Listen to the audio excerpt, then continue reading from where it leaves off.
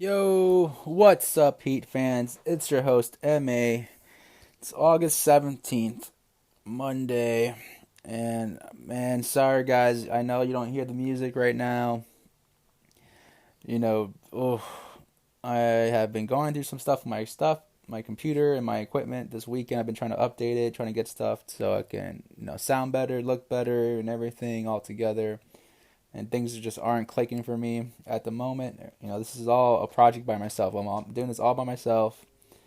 So, unfortunately, I'll run into some issues here and there. But I've been wanting to release this episode since yesterday. This episode was supposed to come out yesterday.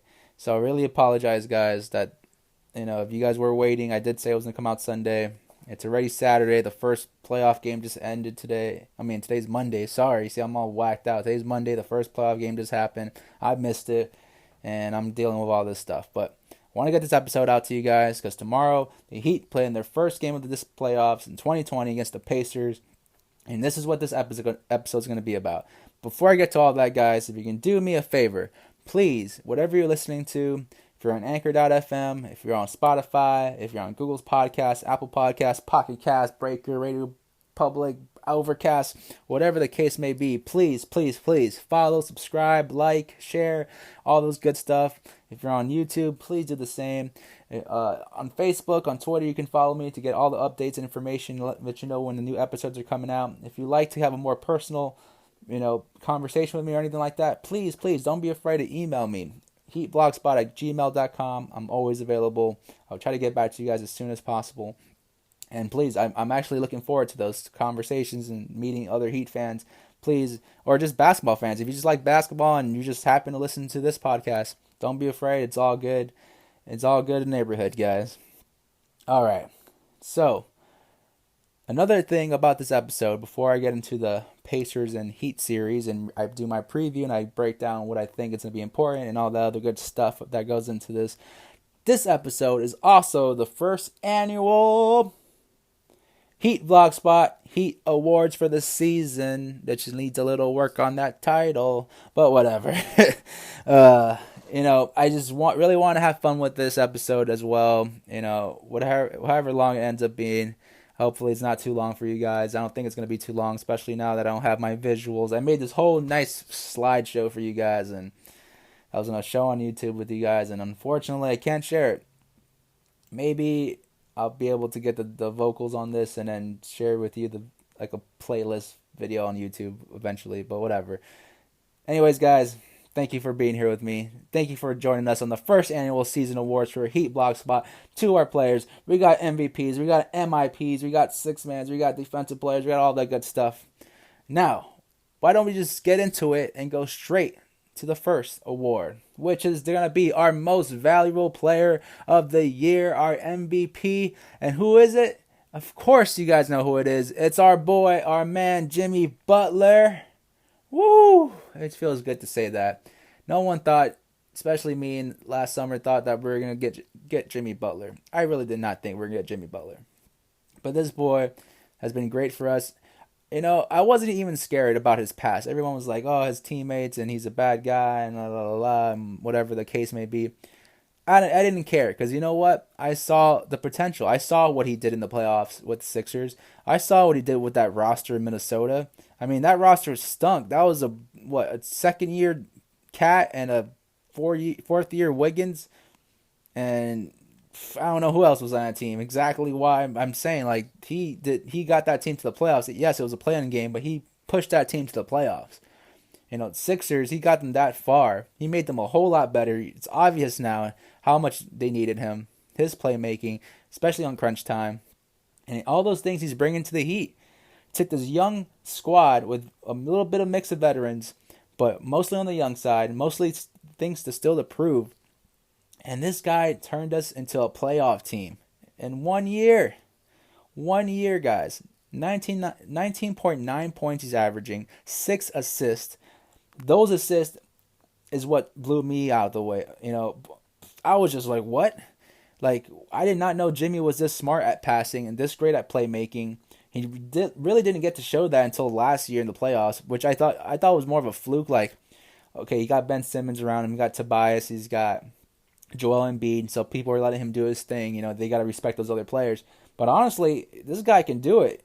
You know, my biggest thing is his free throw shooting. 83% from free throw shooting, and I believe he gets. Let's see how many attempts he gets a game. This year, he's getting at least 9 attempts a game. That is what we need. That's what a superstar does. He creates opportunities when we don't have one, and that's what we miss. Every game that Jimmy Butler doesn't play, the thing we miss is a player that gets us points even when it's not available to us. When the defense of that other team is playing really, really, really good on us and really tight, and we can't do nothing, Jimmy Butler is that guy who can take the ball and either make the shot or get the foul or get to the foul line, and which is what we need. And the foul line is where we want. Honestly, if I'm a coach, I want the foul line shot because it stops the clock. It makes everyone realize what's going on. It stops the clock. It gives us time to get back. It gives us time to get our breath and keep strategizing to get the win. Especially if we're down by double digits in the fourth quarter. That's exactly what you want to do. You don't want to try hitting 10 threes in a row, whatever the case may be, to try to win the game, because that's impossible most of the time. Most of the time, you're not going to get that. But the thing you can control is how hard you're going to play and how you're going to get to the free throw line. And that's what Jimmy does. And that's what I love about him. He still does his great. He's still great on defense. Still 1-on-1. Still a great team defender. But those little things like his playmaking, his free throw shooting, all those little things. His off the court leadership. Because I think everyone on this team loves him. Just makes us a so much better player. Dragic has said it. What I love about it that Jimmy has his team. Trying to do bigger things. He's not like, oh, you know what, we're a good team and we'll probably, make the playoffs and see what happens. No, this guy already on the jump said that he wants a championship and he wants it this year. We're gonna try. And that's what you want to hear from any team at Superstar. But this man is saying it and he's doing it and he's living it. And I believe it. Let's go, Jimmy. I can't wait to see what happens tomorrow. Tomorrow's game is gonna be so fantastic. Oh my God, I am giddy already about this. Let's go, Jimmy. Jimmy, our MVP. Thank you for coming to Miami. We love you. Can't wait this for the future. Let's take this playoffs. Let's go, Jimmy. All right, that's Jimmy Butler, our MVP. Let's move it forward, though. Now, this one is a twofer. And what I mean by twofer, I mean this man won 2 awards from me because this guy did a bunch of stuff that I was really not expecting. It was really unexpected. I wasn't expecting this. I thought he was, I saw the potential in this kid. I know he was going to be good, and that's the reason we traded somebody away. And I think you know who I'm talking about now. The award for most improved and defensive player of the year for the Miami Heat this year from Heat Vlog Spot goes to our boy Bam Adebayo, Big Bam. That's right, Big Bam, no matter if he wins it for the NBA or not, he is our most improved player of the year and our defensive player of the year. I mean, Jesus Christ. He went from 23 minutes a game to 33 minutes a game, a 10-minute push. The guy's now averaging a double-double, 15.9 points, 10.2 rebounds. On top of that, he gets 5.1 assists. Oh my God, he's a point guard, for crying out loud. Big man, the only other person that does that is Jokic. In a sense, you don't see Embiid doing this, and still gets 1 steal and 1 block. Puts him in a category with only him and Giannis that average these numbers or near these numbers. The man's and I'm forgetting, guys. I keep forgetting that he's a first-time All-Star this year. The guy made the All-Star team with Jimmy. I mean, guys. We saw it. Hassan Whiteside was definitely blocking and making it impossible for him to showcase his skills. But I did not know that he can handle the ball like this, that he can create offense for players like this, that he can read passing lanes like this. The defense was there. The hustling was there. The athleticism was there. But he is doing it all. Now, 16 points, he's doing 16 points off of rebounding and little plays and reading passing lanes well enough that he knows when he could fake a pass and go in. So, most improved player because he showcased a bunch of good things that we didn't know. But what I want him to do next year now is learn how to shoot. This boy is trending up, and he's getting better every day. And now all we need him to do is shoot because he sets our tone on defense, which is why he's Defensive Player of the Year. On that starting lineup, Now Jay Crowder's in it. Jay Crowder's a little defensive guy too for us. But before that, Bam was definitely our anchor back there. He was the one setting the tone because he could switch. He's versatile. He can switch from the 5 to the 1, little man to the big man. He can guard anybody. He'll stay with them. He'll stick to their face. The guy plays great help defense. He's always vocal out there, talking, talking, talking. And one of the biggest things is rebounding because unfortunately we don't rebound at a great clip, at a great rate.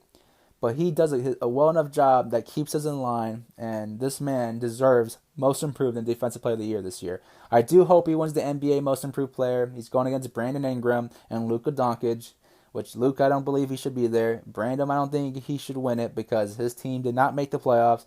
And don't give me all that malarkey. Zion was hurt and blah, blah, blah, blah, blah, blah. If he was really that good and really Most Improved, he would have taken a team that was injury riddled and make him go to the playoffs and willed that team to go to the playoffs. But no, if you guys don't remember, Jimmy Butler was out the first week or couple weeks in the season when it first started, and Bam was our anchor. Bam saved the game against the Bucks. Bam was all over the place everywhere. And that's when you start seeing like, I think Bam is our next level, our next player coming up.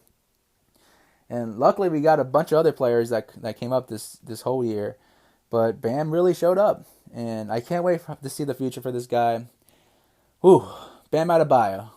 Heat block spot, Most Improved and Defensive Player of the Year. Thank you, Bam. All right. Well, let's move on to the next one, guys. Now, this one is a twofer, but it's one award going to 2 players. And I might have gave you the hit already. But yes, it's Heat block spot Rookie of the Year, which goes to 2 players, Kendrick Nunn and Tyler Hero. Congrats, guys. Come up here. They're not here, so you're not going to hear anything. No speech, guy. But you're going to hear from me and why we think Kendrick Nunn and Tyler Hero are the Rookie of the Years for the Heat. Basically because the only other rookie did not play this much. But we did not know that these rookies were going to play this well. And a big reason on why the Heat are even in the playoffs and were this good. I mean, Kendrick Nunn, for as much as I, like to highlight his inefficiency, I'll say it like that. The guy definitely did surprise me, surprised everybody, and definitely helped us get to the 5th spot. If we would not have a record about Kendrick Nunn, the guy averaged 15.3 points, 3.3 assists, 35% shooting from the 3-point line, 85% shooting from the free throw line, and he started every game he played in. That's very impressive. Very impressive. I mean, yes, he's an older rookie, but that's still impressive. I did not think he was going to be this good. I thought, if anything, he was going to be, I don't know. I didn't even know what to compare him to.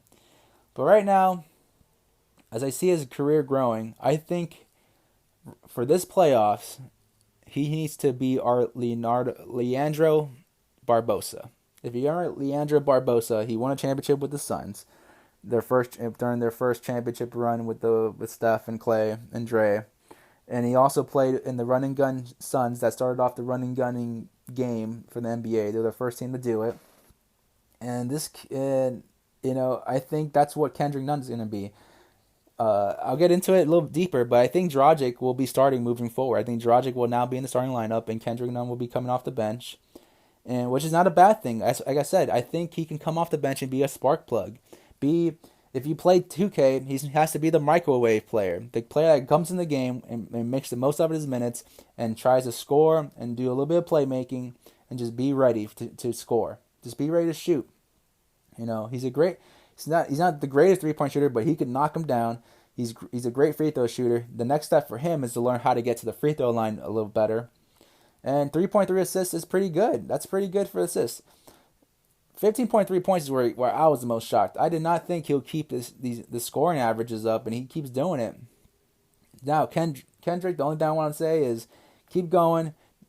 Learn how to go right a little bit more, but you're on a great path, and I really do think you could be a Jamal Crawford in this league, a Lou Williams in this league, where you can take advantage of your offensive ability and your offensive prowess and take over the second units and make them pay. I think that's exactly what we need. in this playoffs against every team that we're going to face, because we're going to most likely play the Bucks after the Pacers. We're most likely going to play the Raptors after the Bucks, and then we're most likely going to play one of the LA teams.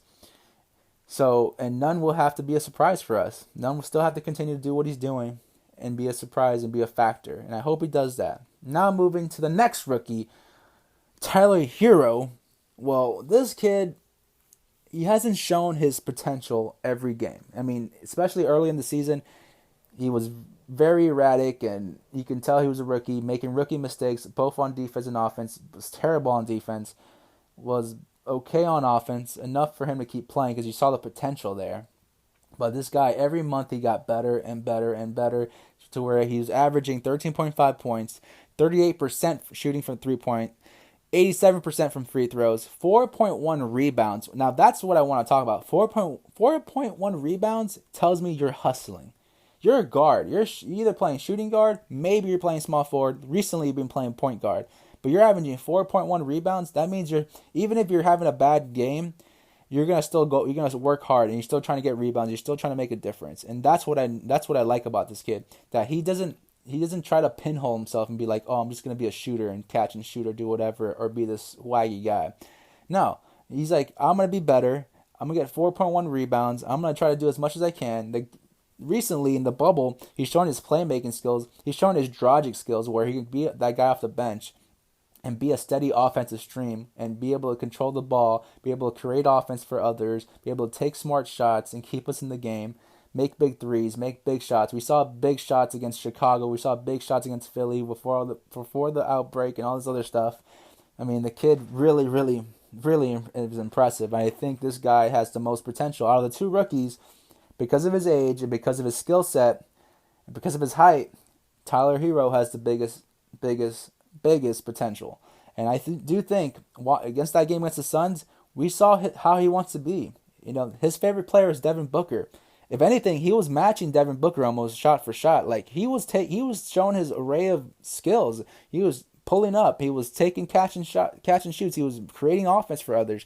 He was doing it all, taking to the rack, making athletic layups. I mean, I like Kendrick Nunn is great, but I think Kendrick Nunn fits into the system.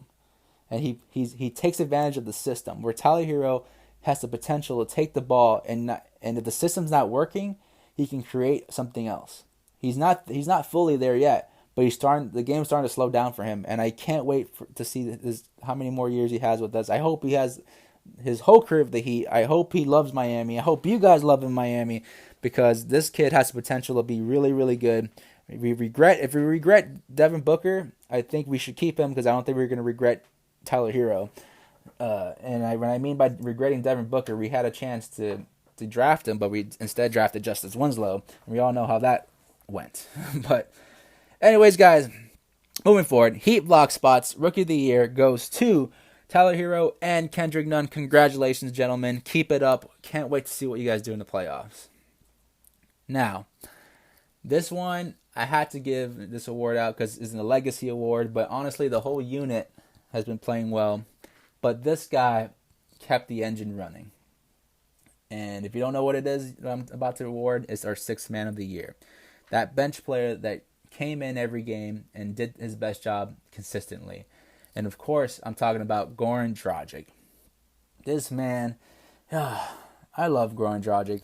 I mean, when we made that trade a couple years ago, and it makes me wonder what we could have done in 2016, 2017 with a healthy Bosch and with Wade and with Dragic. I don't think Wade would have left if Bosch was healthy and Dragic was playing at this level. I think Wade would have taken a step back and you see, hey, we got something here. We could probably win. Of course, we'll be playing different basketball game right now. We definitely won't be the high flying 3-point shooting team we'll be right now. But I think we would have been pretty good. I think we would have been able to compete and make some Eastern Conference Finals if that's the case. But this guy has been so good. He's 33 years old. He's averaging 16.2 points off the bench. He's been pretty much a starter all his career in Miami, but comes off the bench, 16.2 points, averages the same amount of assists as Bam Adebayo, 5.1 assists. Means he's creating plays for others.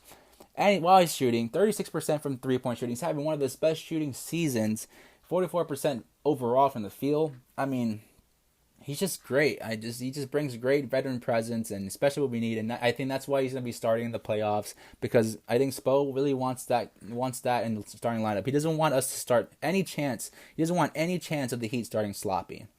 And I think Goran Dragic in the starting lineup will definitely guarantee that, almost guarantee that, if anything. And this guy just keeps growing, and I think he's peaking. You know, I don't think he's going to get any better than this anytime soon. But the guy knows how to play. He knows what his strengths are. He knows what his weaknesses are. He knows how to hide those very well. And he's just a great, great player. And I'm so happy Pat Riley a couple years ago made the trade. It was a little crazy with the first rounders. Maybe that we'll regret that part. But overall, though, Dragic's been nothing but a great professional and a great player for the Heat, and does not complain, and just brings a great vibe to the team. You know, you can't complain too much about him. He's just a great player. Anyways, well, that's 6-man. I'm not gonna go too much into it, because if you guys are true Heat fans, you guys know how important Dragic is to us and how much we do enjoy having him around. So, moving forward. Now, this award doesn't. Now, the next two awards I'm giving out do not exist in a real world, but in the Heat Vlog Spot world, it exists. Now, we got another twofer, and this award is the best newcomer of the year. The new player that wasn't in the Heat last year, but came in and made a big difference. And there was numerous people. You know, Myers Leonard did a great job starting. And who else? Nah, you know what? I think that's the only one I can think of. Myers Leonard and then the rookies. But the real newcomers are going. The award is going to none other than Jay Crowder and Andre Iguodala. Yes, those are the Heat Vlog Spot's best newcomers of the year, because they just definitely brought stuff we were missing. I mean, Jay Crowder's not in the starting lineup because we were definitely missing defensive versatility and three-point shooting and hustle, which in a sense Myers Leonard gave us that, but he's limited by his size. He has he's tall, but he has very small arms. I don't know if you guys noticed this, but he definitely has tiny arms. He just does not have long arms in any sense of the word. And that's why we got, and Bam could switch. So that's why Jay's in there. Jay with the Heat, only with the Heat, he's been averaging 11.9 points this year, 44% shooting from the three-point line, and 5.4 rebounds. He's contributing exactly what we need. Bring some shooting, bring some scoring, definitely a rebound, and do defense. The defensive numbers are not there, but they don't show what he's really doing. But he's everywhere, and he's perfect. He fits perfectly with this team, and I love him. I think he's our Shane Battier. He's our James Posey.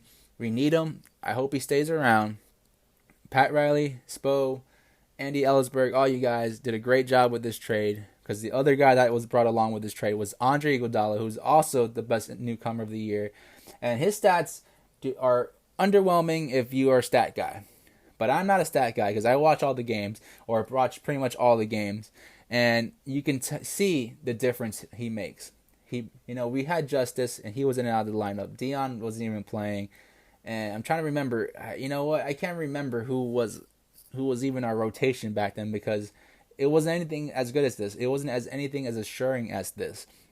With Andre, he's a great defender. He's smart. He's not going to play dumb. He's going to play at the right pace. He's another playmaker, ball handler out there. And with injuries, if we start getting injuries like Derrick Jones Jr., thankfully, I haven't mentioned him yet. Thankfully, he's not going to be too hurt. But, with all these injuries, Andre is pretty much so versatile that he can fit anywhere. If Tyler goes down, he can play the Tyler role of another guard. If Jay goes down, he can play that role. If Jimmy goes down, he can play that role. Like, he can fit anywhere and be that versatile piece, and he's not asking to be anything or anything. He just wants to help a team win. He's the perfect veteran for us, and we're missing that with our first early squad before we made the trade. Justice and Dion did not bring this stuff. Those are and James Johnson. That was another play. Sorry, I forgot about James Johnson. But those guys don't have the playoff experience, don't bring the same consistency as they do, and it was just a great, great trade, and I'm so happy they made it, because this is exactly what the Heat needed, and this is exactly what we need to make a run in this restart, in this bubble. Because the Heat, this is the best opportunity for us. This is the best opportunity for this squad to win a championship is right now. Because anything can happen. And we just need to create our own luck, and here we go. And these guys are definitely going to help us, and I can't wait. You already see it. Jay Crowder's a monster in the starting lineup, and Andre's just a great, great bench player. If he played more, he probably would be my sixth man if it wasn't for Dragic, honestly. But let's move forward. Our best newcomers of the year go to Jay Crowder and Andre Iguodala. Congratulations, gentlemen. Now, the best moment of the year goes to, well, let me say, there's so many good moments, and the best moments could be Jimmy and Bam being, all-stars together. It could be the Philly moment when we beat Philly in that crazy home game with the steal with Jimmy and then Tyler catches it. It could be so many things. But for me, what I keep remembering this year is Derrick Jones Jr. winning the 2020 Slam Dunk Championship. And I am not one of those guys who believed Dwayne Wade, rigged the system and that Aaron Gordon got robbed, because you know what? Derrick Jones Jr. made some amazing dunks, and he did it on first attempts, and he didn't try to do anything overboard. Everything was clean and smooth. There wasn't any ugly ones out there. And honestly, Aaron had some ugly ones. Aaron did not jump over Taco Fall. I don't care. He did some dunks that didn't even seem like they were that hard, and we've seen before. Where Derrick was just showing how athletic he was, his airplane mode. He was doing it between the legs. He just brought a whole showmanship, and Aaron Gordon did too. Aaron Gordon did great, but I thought the whole time Derrick Jones Jr. earned the championship, slam dunk champion of 2020. You can't take it away now. And Aaron Gordon, I believe, got robbed the first time against Zach LaVine. Yes, that time I believe he got robbed because he did things that no one's ever done before. He didn't do anything out of the ordinary other than the Taco Fall dunk, but which he didn't even dunk. He landed on his fucking back, and for all we know, Taco couldn't play for 2 weeks because of fucking his neck hurting after that. We don't know. And they're not going to say it. But that wasn't a dunk. And all these guys, and you look at all the judges again, you could tell two of them. Two of them were probably like, oh, crap. But who cares? You know what? This is what it is. It is, and Derrick Jones Jr. is the 2020 deserving slam dunk champion. It was a great night. I thought he brought Vince Carter-esque dunks and seamlessness. I know I don't want to defend it because you know what? I shouldn't be able to defend it. Everybody should just know that it was a great moment for the Heat, and it was a great way to cap our All-Star weekend. We almost dominated the whole thing, and it was beautiful to see. And I love when we have weekends like that at All-Star weekend. So, thank you, Derrick Jones Jr., for the best moment of the year with your 2020 Slam Dunk champion. Boom. There we go. Now, for the last award that I'm giving out today in this episode, biggest surprise of the year, Duncan Robinson. Yes, he is the biggest surprise. I thought he was good. Like, last year, he was a two-way player. I was like, this guy has potential to be something. And I honestly thought he was going to be no better than Wayne Ellington in his career. But the rate he's playing and how well he's playing, he is going to be way better than Wayne Ellington. He's definitely going into a new Larry Bird status. 13.5 points he's averaging. 3.7 made threes per game out of almost 9 3-point shots a game. 44% three-point shooting out of all those shots, which is deadly. 93% free throw shooting, deadly. 68 starts, almost 30 minutes a game. I mean, the kid, if it wasn't for Bam, he would be most improved player of the year for me.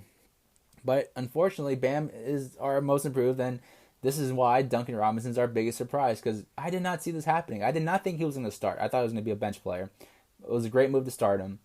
I thought he was going to be only a shooter, and like a Luke Babbitt from a couple years ago, but this kid is doing it all. He's putting the ball on the floor. He's making tough three-pointers. He's really, really getting comfortable in the three-point line and drawing defenses to him, and he's learning how to pass a little bit more. The defensive game has always been rough, but honestly, last year and the beginning of this season, it was really bad. If you guys really go back It was hard for him to keep up with players. He wasn't reading it very well. He was bad with his hands. He was always committing stupid fouls. And now he's learning how to keep his hands tucked to the side, move his feet a little quicker, a little faster, and a little lateral, and he's getting a lot better. Duncan Robinson, man, like, this kid is great. I really wish he would have put up a bigger fight in the three-point contest so we could have had a cooler best moment of the year. I would have put both of them as the best moment. They would have both won three-point champion and slam dunk champion, but didn't happen. Either way, though, this guy is our biggest surprise, and I think he's a key factor into the playoffs, which unfortunately it ends our award. Thank you, gentlemen. Jimmy Butler's our MVP. Bam Adebayo's our most improved and defensive player. Co-Rookie of the Years are Kendrick Nunn and Tyler Hero. Best newcomers are Jay Crowder, Andre Iguodala, sixth man, Goran Dragic, and of course our biggest surprise, Duncan Robinson. But the coolest award of them all, best moment, goes to Derrick Jones Jr. All right, you guys heard a dog bark. All right, and if you guys now want to get into the Heat versus Pacers series, we will. All right. So, the Heat versus the Pacers. Ooh, it's going to be a battle. It's going to be a big battle, and it's going to be a tight series, but I do think it's going to be at least 5 or 6 games. And the team matches up very well against us, but where we win is our depth. We have a better bench right now, and we have more experienced players, and especially playoff experience, and that's what's going to be the key for us to win. The top 3 players for us in this series are going to have to be Jimmy Butler, Bam Adebayo, and Duncan Robinson. Strictly because Jimmy needs to make sure he gets to the free throw line and scores when we need him to during the big moments. Bam has to continue to anchor our defense, and Duncan Robinson has to continue to draw the defense to the three-point line to create passing lanes. And that's how we're going to win this game. And it's how we're going to win this series. I mean, these two teams are very, very similar. They're luckily out with injuries, and TJ Warren is going to probably be in and out of the lineup. Victor Oladipo's not 100%. Malcolm Brogdon, though, is a great player in his own right. But luckily, they're still young and they're still learning. So we have a shot. And we have a big shot. We should win. Both teams are great at three-point shooting. 36.3% for the Pacers overall, 37.9%, which is not very big difference. So these teams are great shooters.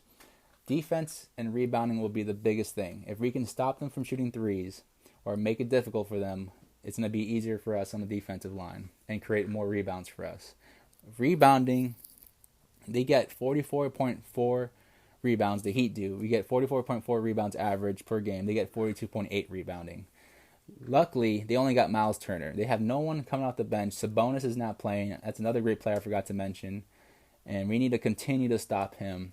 They're gonna key on him early on. They're gonna try to get our big guy Bam Adebayo in foul trouble with Miles Turner. If we're lucky enough to just keep stopping him and just make it difficult for them to get the ball to him and try to force them to shoot 3-pointers that are difficult. All we have to do is rebound, and it will be a long night for the Pacers and an easy night for the Heat. So, as long as we do that, we keep going. Another key is assists. The Heat and Pacers average the same amount of assists, 25.9. That means both teams are great playmakers, great ball movement. They all work together, and everyone's on the same page. Again, this team is coached very well. We just need to continue to keep passing the ball, though, and make it difficult for them by reading the passing lanes and rebounding.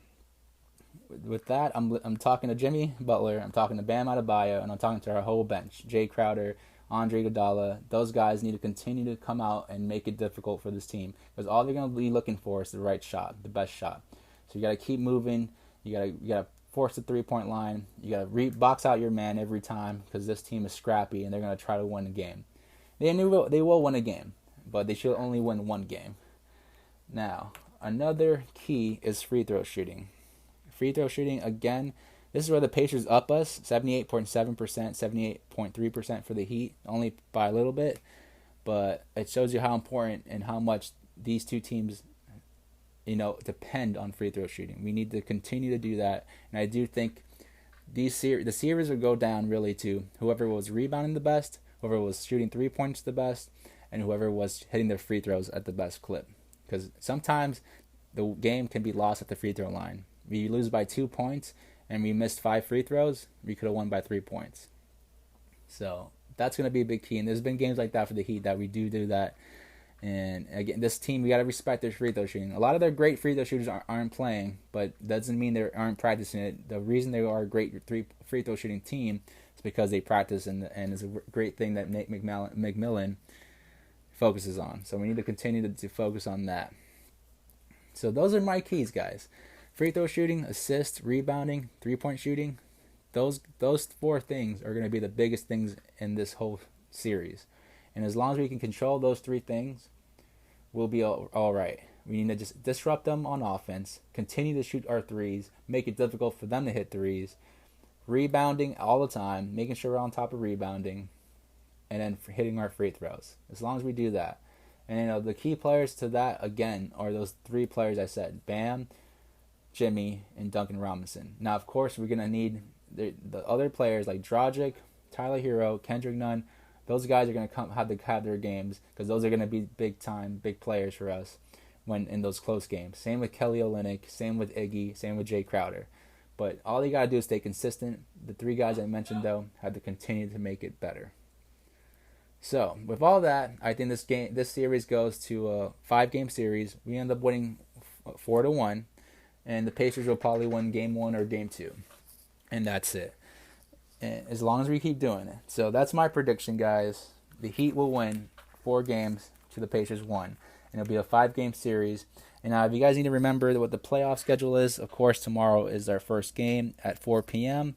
It's going to be on TNT. If you live in Miami, don't worry. Fox Sports got you. Thursday will be Game 2, August 20th at 1 p.m. on ESPN. Saturday, August 22nd will be 3:30 p.m. on TNT. Monday, August 24th, 6:30 p.m. on TNT. And then, of course, when we have a Game 5, it'll be Wednesday, August 26th, but to be determined on time and station. All games will be on Fox Sports Sun, so don't worry about that. And if necessary, Game 6 will be Friday, August 28th, and Saturday, and then Game 7 will be Sunday, August 30th. So this whole month finishing out can just be the first round for us. And I think because we're most likely going to play the Bucks, the Heat need to try to finish this series early. So if anything, we can have some rest before the Bucks, because the Bucks are not going to have a hard test. If anything, they're going to run through I believe it's the Magic. They're going to run right through them, or the Nets, whoever it may be. And if they're more well rested than we are, it's going to be more of an advantage for them. Where I think if we get the rest, our veterans and our key players like Iggy, Jay Crowder, and Goran Dragic will be more effective. So hopefully we take advantage of this. If we can get a sweep, even better. But if we can just at least win in 5 games, we'll be in a good spot, and we'll have momentum, and we can be able to take on the Bucks in the second round. All right, guys. Well, that's my prediction. That's what I'm gonna say. Heat versus Pacers. That's what we're gonna do. That's what we need to key on, and we are gonna win. So that's another episode of Heat Vlog Spot. Thank you for listening to the first annual awards.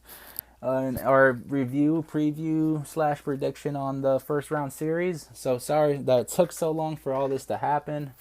Unfortunately, things happen and things aren't working right now, but things will work soon. Sorry for not having a YouTube video. If you do like the YouTube video, but continue to please listen on Spotify, Anchor.fm, Google Podcasts, Apple Podcasts, Pocket Casts, Overcast, Radio Public, Breaker. It's all good. On social media, go on Facebook, Twitter. Those are the only 2. Whatever. It's all good. At Heat Vlogspot. Or you can email me at heatvlogspot@gmail.com. All right, guys. This is your host, M.A., calling it another one. Thank you for showing up. Thank you for listening. Please continue to support. Don't forget to wear black. United in black for the Heat during the playoffs. Wear your black shirts. Show them off. Show them off. The Heat are here. This is our first step to a championship. Let's go. Jimmy Butler and company are going to take it. Follow me, and we'll see what happens. All right, guys. Take it easy. Have a great night. Thanks again for joining us. Peace.